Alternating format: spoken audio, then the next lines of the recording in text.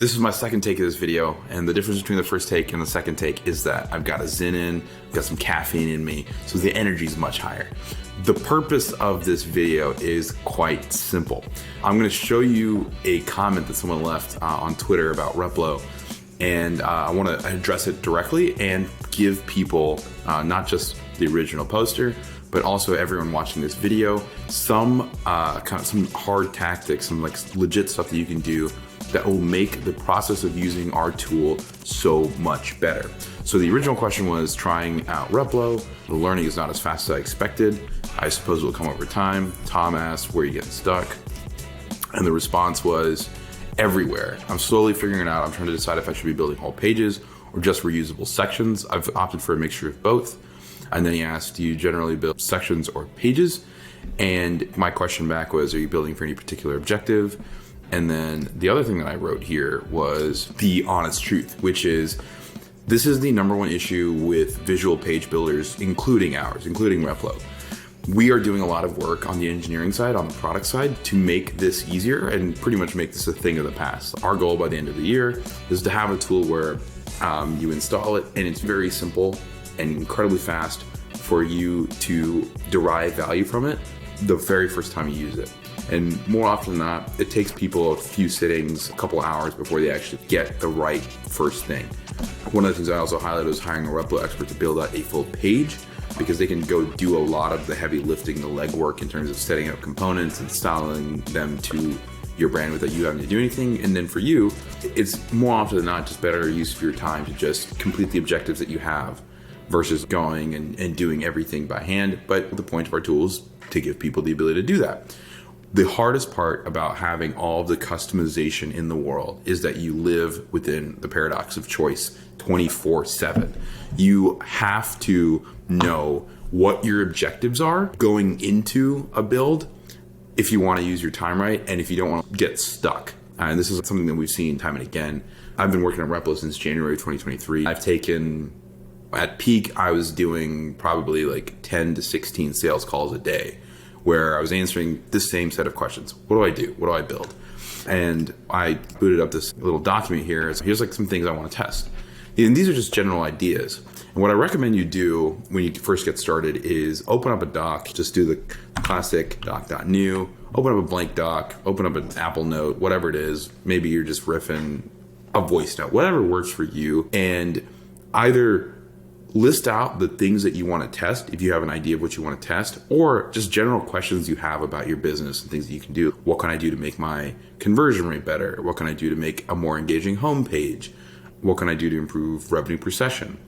After that, what I recommend you do is you go into your Shopify store, export your orders from the last 30, 60, 90 days, ball out, maybe just do the last 6 months.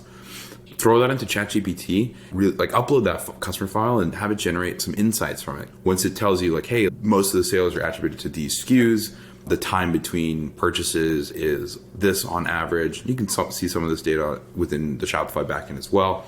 And then take a look at your ads. Where are you sending people when they click on your ads? Are they just going to a product page? Are they going to the home page? Do you already have a custom landing page built either in Shopify or using some other tool? What can you do to improve that? If you take 10 minutes to write down either ideas that you want to test or just general questions you have about your business or your e-commerce site, you're going to be able to quickly pinpoint, okay, this is like the number one objective that I have. Let's say the objective is I want to improve the conversion of my product page. What are some things that you might need to do there? You might need a better layout to improve the above the fold experience. Maybe you need to include reviews on the top of the page. And what this helps you do, now you have a better sense of, this is what I'm trying to achieve. So when you're inside our app, let's go in here. Let's go to product templates. I actually set this up in the last recording I did. When you're inside our app, you can find a template. This happens to be the job PDP. You can find a template that hasn't optimized above the fold because maybe you're a single SKU item. The original template had a bunch of different variant selectors. You can remove all of that. It had a star rating down here. I just dragged it over here. Boom. Optimized above the fold from a template. All that's left to do is changing the fonts, changing the images, the colors, the styling, the simple stuff. In this 10-minute exercise, Google Doc, You've been able to identify where you should be, spending your focus. When you're inside the tool, you have a clear idea of, okay, when I'm going through the templates, let's browse templates, I know I need to find something that has these components or this particular layout, and you're able to build significantly faster. What I'm going to do quickly is go over to this individual's website. It's just their homepage, 100% all natural deodorants that keep you stink free all day. Shop now. Probably goes to build a box. This is really cool. And they have these quick buys. And this probably goes to build a box experience. This is through loop subscriptions. Maybe you want to improve the structure of this page. Cool. That's one thing you can do. You can embed the loop component inside of a Replo landing page, have content above and below the fold on educating the consumer on the benefits of your product over alternative deodorants. Like, I'm a big Old Spice guy. Why would I want to go switch over to natural deodorants? Answering those sorts of questions, right? And then another thing too is, let's go into a product page. You've got your subscriptions, quantity, and you've got just this piece right here. And then it just goes into your shop. So it's a pretty standard kind of like default Shopify product page. Maybe you want to juice this up. Again, these questions. I want to improve the conversion rate of my product pages. Need to adjust the layout, include reviews, have more engaging content that shows product in use, value prop of my product compared to others. From there, you can figure out the types of components that you need. So for this, a whole page template like this one might be better. And one of the beautiful things here is that you've got this section here.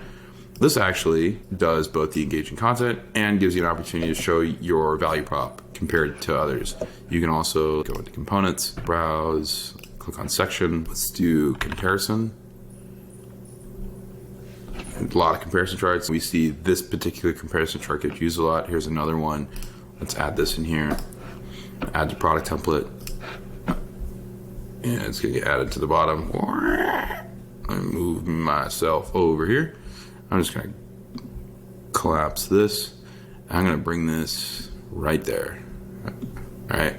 And so that's right below the fold, because this may be the most important thing for me to communicate. Now you can go in, swap out the content here again, change the styling, change the font, change the elements. And again, you've identified in about 10 minutes time the specific thing that you need to adjust. And now you know exactly what to look for, what to search for within the template library to be able to build a better experience. I'm going to recap the point. I've probably said it 15 times already. Hopefully I've said it 15 times in this video. But the point is, when you get started with any tool, this advice that I'm sharing, this is true whether you use Replo or not. We want you to be able to get better at Replo. But this is true for any visual page builder that you use. This is how you should be thinking about using tools like ours and how you should be thinking about optimizing your store. Figure out where you're at, have the data to back it up, and then go down the list and try to find the elements or build the elements that are unique to solving your problem. By doing it from this way, you're not going to spin your wheels. You're going to have a clear idea of what you're going to spend your time in with this tool.